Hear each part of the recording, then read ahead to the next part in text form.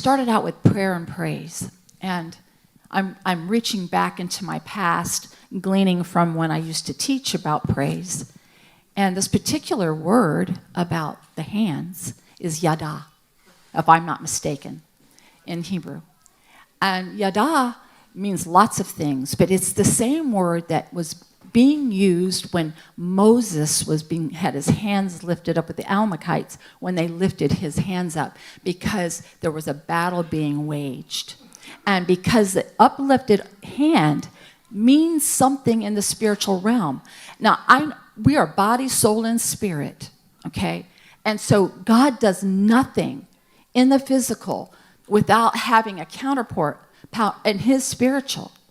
And so when you raise your hands to praise him, you are warring in the heavenlies. That's why it was so important. Not only was it for the morale of the men fighting, but it was also because it's praise unto our God. And so when he teaches our hands to war, David, you gotta love David. I mean, King David, it was the epitome of, I think, all of us. He messed up, believed God, worshiped, but he just, it was all of us, all wrapped in one. But one thing David is he was a worshiper. Some of us are at different levels of being worshipers. We're all called to be worshipers. So don't think, oh, he is a worshiper, I'm not. We're all called to be worshipers. It's just some understand the power of the worship more than others, and David understood it. So yes, indeed, his hands were trained for war, to fight the enemy physically. But in his quiet time on that harp, he trained his fingers and his hands.